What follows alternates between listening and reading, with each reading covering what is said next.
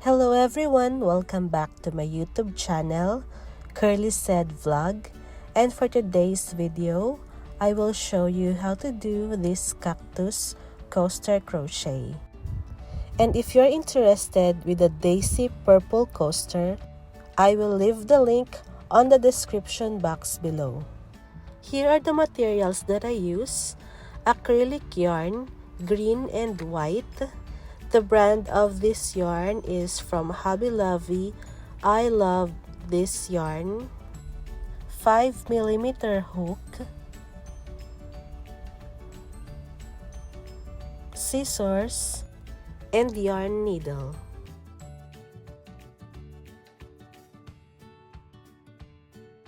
First step is to make a magic ring.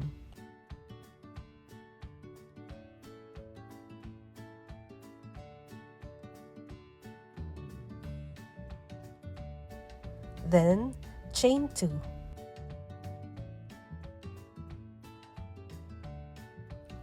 Inside the magic ring, make 11 double crochet.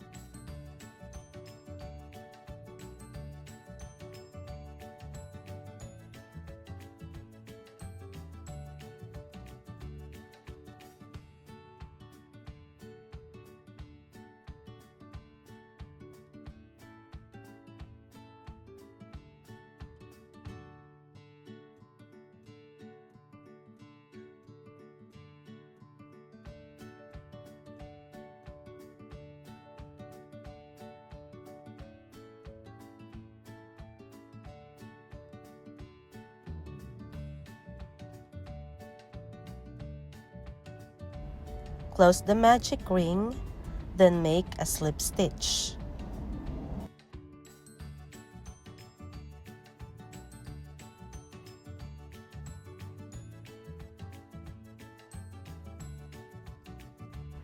And now we're going to do the round 2.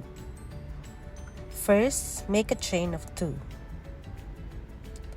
And then, in every stitch, make 2 double crochet.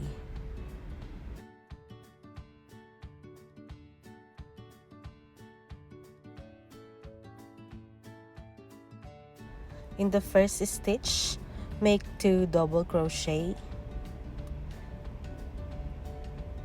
And then repeat it on the following stitch until you finish round 2.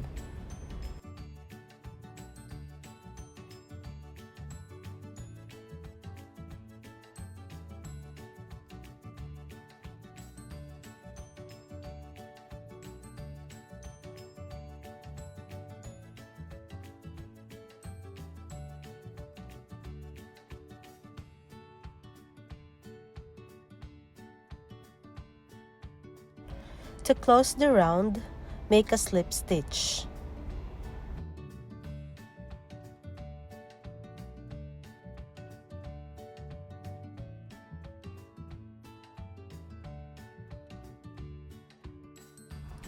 For round 3, begin by making chain of 2, and then on the first stitch, make 1 double crochet,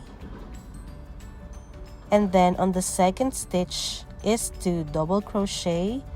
This is an increase. And then on the next stitch, 1 double crochet. And then on the next stitch, make 2 double crochet.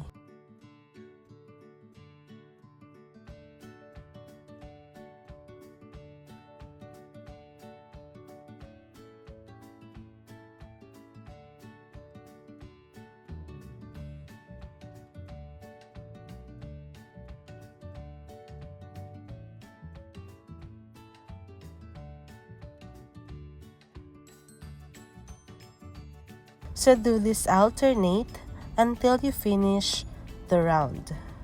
To close round 3, make a slip stitch.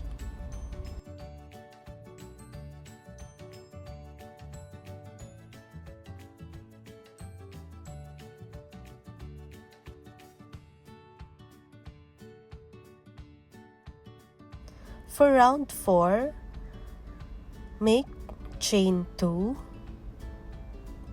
On the first stitch, make 1 double crochet. On the second stitch, make another 1 double crochet. And on the third stitch, make 2 double crochet, which is an increase. And repeat the pattern alternate until you finish the round.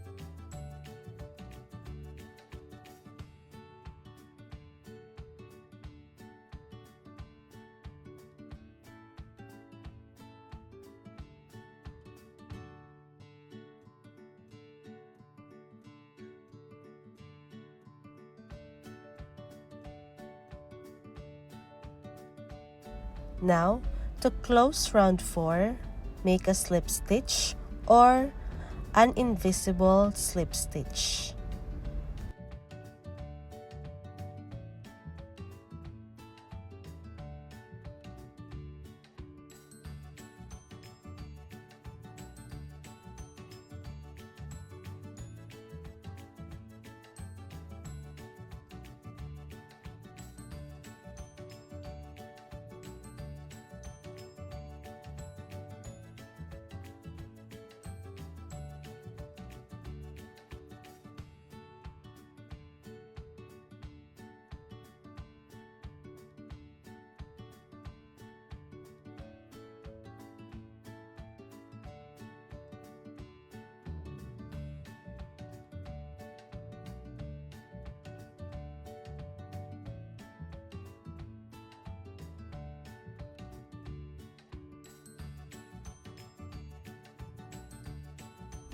Next, secure the yarn and weave in all excess yarn.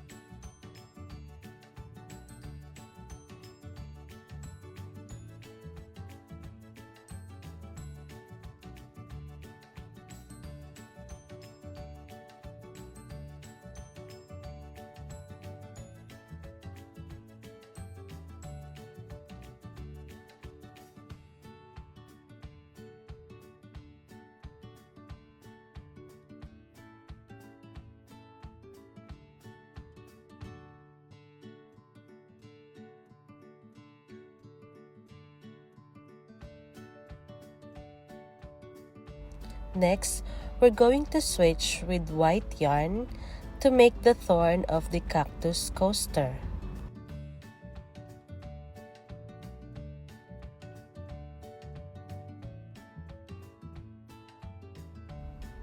Use a yarn needle and place randomly a V-stitch around.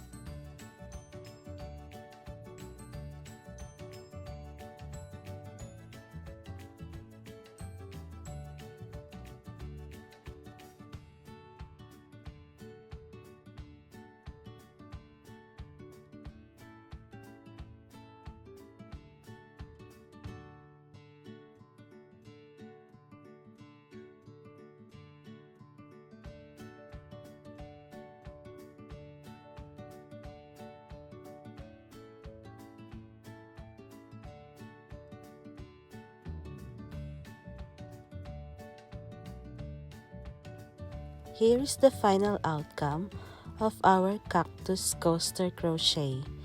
If you like this tutorial, please like and subscribe to this YouTube channel, and also click the bell button to notify you if I have a new upload.